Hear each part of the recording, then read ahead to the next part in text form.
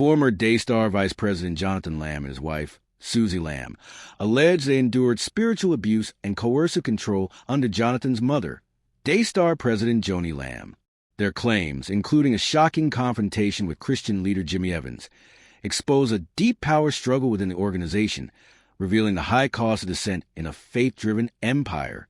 During their tenure at Daystar, former Vice President Jonathan Lamb and his wife, Susie Lamb, claimed they endured persistent spiritual abuse and emotional manipulation at the hands of Jonathan's mother, Daystar President Joni Lamb, and her inner circle. The couple alleges that Joni, leveraging her authority within the organization, systematically undermined their autonomy and subjected them to coercive control. One of the most shocking incidents they recount occurred on July 11, 2023, when Joni orchestrated what they describe as an ambush. Without prior warning, she brought in Jimmy Evans, a high-profile Christian leader and founder of XO Marriage, for a closed-door meeting. What followed, they say, was an attempt to force Jonathan into unquestioning submission to his mother's authority. According to a recording provided to the Roy's report to RR, Evans pressured Jonathan into acknowledging Joni's absolute authority over him, claiming that she was divinely ordained to speak on God's behalf within Daystar. Submission means she is the voice of God to you, Evans asserted. Taken aback, Jonathan sought clarification. "I'm sorry. Can you clarify? She's the voice of God to me." "She's the voice of God to you," Evans reiterated. Jonathan was stunned. "So I can't hear from God? I have to hear from her?" Outside of Daystar, Evans conceded, "What she says is God in Daystar. This is the voice of God in Daystar." This disturbing encounter was set against the backdrop of deep familial strife. 2 years earlier, in 2021, Jonathan had accused a family member of sexually abusing his daughter. Instead of support, he and Susie claimed they faced resistance from Joni and her late husband, Daystar co-founder Marcus Lamb. The couple asserts that Marcus and Joni immediately defended the accused relative, dismissing the allegations outright. Tensions escalated when Marcus declared that an internal investigation had cleared the family member of any wrongdoing, a claim Jonathan and Susie later discovered to be based on a deeply flawed inquiry. In November 2021, Marcus died unexpectedly due to complications related to COVID-19, leaving Joni at the helm of Daystar and exacerbating the power struggles within the family. Then, in June 2023, Joni married Doug Weiss, a sex therapist and frequent guest on Daystar TV. Weiss had filed for divorce from his wife of 30 years on January 27, 2022, just 2 months after Marcus' passing. Jonathan and Susie, along with Joni's other children and their spouses, disapproved of the marriage.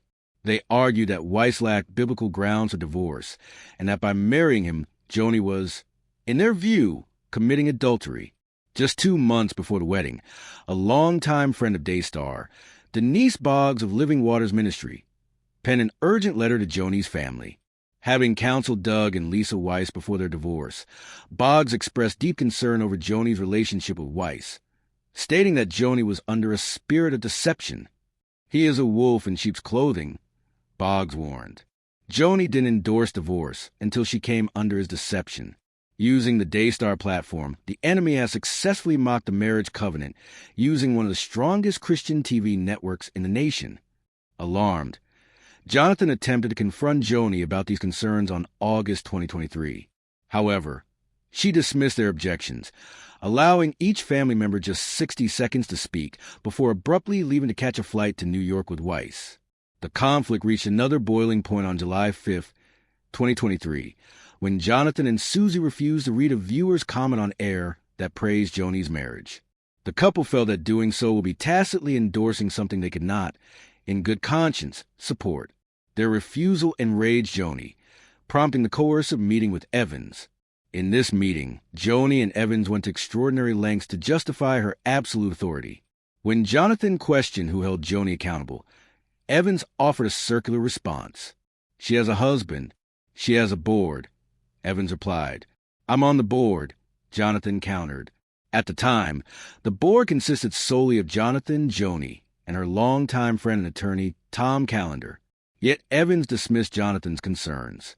"Yeah, but individually you're not her accountability. Individually you're her employee," Evans insisted. She's the voice of God in Daystar. The theological rationale given for Joni's supremacy was rooted in misapplied scripture. Evans invoked Romans 13, arguing that Jonathan had a biblical obligation to submit to Joni's rule. Romans 13 tells us to submit to authority, all authority, because it's established by God, Evans stated. Jonathan objected, pressing for clarity. But who is her accountability? That's not your concern. Evans shot back. Your concern is to do what she says. And if you can't be here. The coercion intensified as Evans and Joni equated dissent with sin. Joni warned Jonathan that his opposition was opening up demonic activity within his family and children. It is rebellion, she declared. You'll bring a curse upon you and your kids. At one point, Joni even attempted to weaponize past trauma, pointing to the 2021 molestation allegations as an example of Susie's unreliable feelings. There was an issue with family member, and Susie was completely convinced he was guilty. Joni told Evans, "It's the same thing now. It's exactly the same." The meeting culminated in a heated exchange over Susie's refusal to read the viewer's comment about Joni's marriage. "If I'm not comfortable, then I have to stick with my convictions," Susie said. "It's not your right to agree or disagree." Joni shot back. "If a viewer has a comment, it's a nice comment. That's a good thing to read. I'm representing it." "It's a lie," Susie maintained. "You're not representing anything." Joni snapped. "It's not a lie. It's not a lie. It's a lie if I say something I don't believe," Susie countered. The battle lines had been drawn. What began as a family dispute had escalated into a full-blown spiritual power struggle.